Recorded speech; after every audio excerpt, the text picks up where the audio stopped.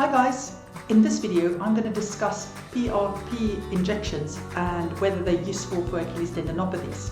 So what we're going to look at is what PRP is, why they tend to use them for tendinopathies, and then also whether the research is showing that it's something that's worth doing for Achilles tendinopathy at this point, and then why it may be useful in the future. So my name is Maryke. I'm one of the physiotherapists from treatmyachilles.com, where you can get online physiotherapy assessment as well as treatment for your Achilles tendons. It's all via video call. You can have a look at the link of our website that's in the description of this video. Okay, so what is PRP? PRP stands for platelet-rich plasma, and it is basically your own blood that they draw, then they spin it really fast and they separate the layers of the blood. And the layer that they are interested in is a layer that's just made up of plasma plus your platelets. Now, why are they interested in that? I should also say they take that layer then and they inject that into your injury site. So what's the magic behind it? What does it actually do? Now, concentrated levels of platelets have the ability to release loads of growth factor, and growth factor stimulates healing. Now, Achilles tendinopathy is seen as a degenerative process where healing has failed. So instead of the normal cascade of you get an injury, you get inflammation and healing starts, with this, you get inflammation goes away, healing hasn't really started, and you get a bit of degeneration of or breakdown of the collagen fibers. Now, the platelets have the ability to release loads of growth factor, which has been shown to stimulate collagen growth, and it also releases other bioactive substances that can decrease pain. The things they release also helps to build new blood vessels and improve cellular regeneration.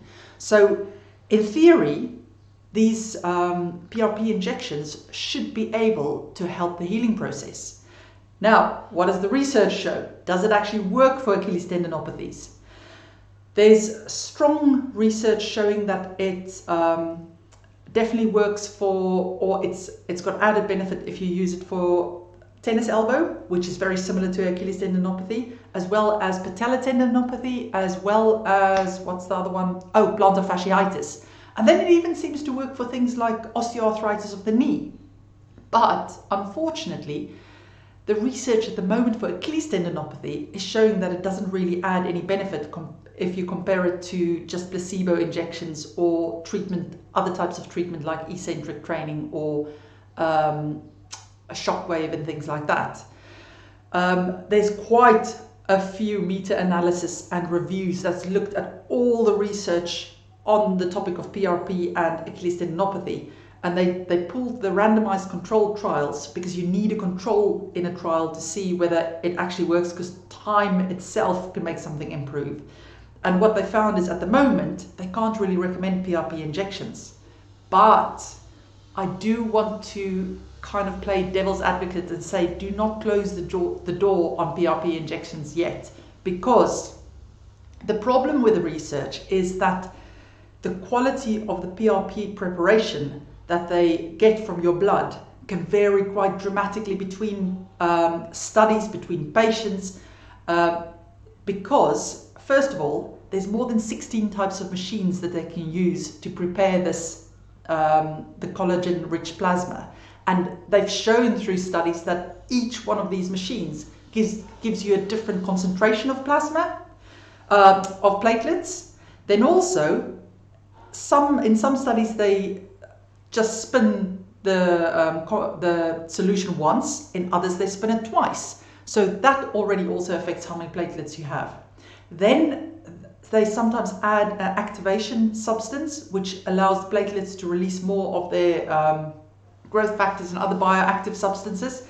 And the type of activation thing that they use in the studies all differ. In some studies they don't even use it. Then also they've shown that the anesthetic that they inject to dull the pain from the injection can actually have a negative effect on the plasma, on the platelets. So for some studies they use only a tiny little bit, and other studies they use a lot. So they need to do a bit more research on that, whether they should just be injecting this without any anesthetic so that they can get full function of that. But we don't know yet. Then the patient himself, his health status can actually affect how well his platelets work and how well they can release their growth factors. So things like physical as well as mental stress has been shown to affect how well the platelets release their bioactive substances. How many platelets you have in your blood in the first place and the quality of the platelets all depends on your diet, or some people have certain diseases that can affect it.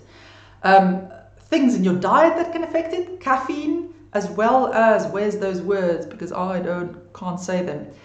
Flavones,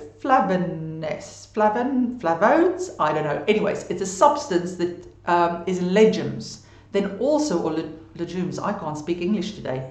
Then there's another substance that is a flavonoid that you get in onions and apples and tea and wine that can affect how well the platelets function. So we may have to actually look at what diet we tell the patient to have a week or so before their platelets are harvested.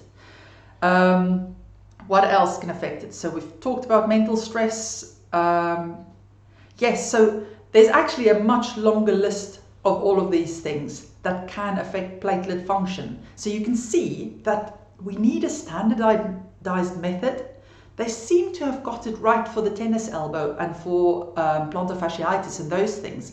But for Achilles tendinopathy, they haven't quite figured it out. And because it works so well for the other types of conditions that is similar to Achilles tendinopathy in other tendons, I feel that there should be a recipe that actually helps Achilles tendinopathy. But at the moment, I don't think they've nailed it yet. So what I would say is, I wouldn't say that PRP is useless. It is definitely something to consider if you've tried a 12-week rehab program and you've not seen any progress, or you've tried shockwave and you've not seen any progress, or any of the other treatment modalities out there. Especially if you're starting to think about surgery, then I would always go for PRP first to see the effect of that, because there's very little risk involved with this injection.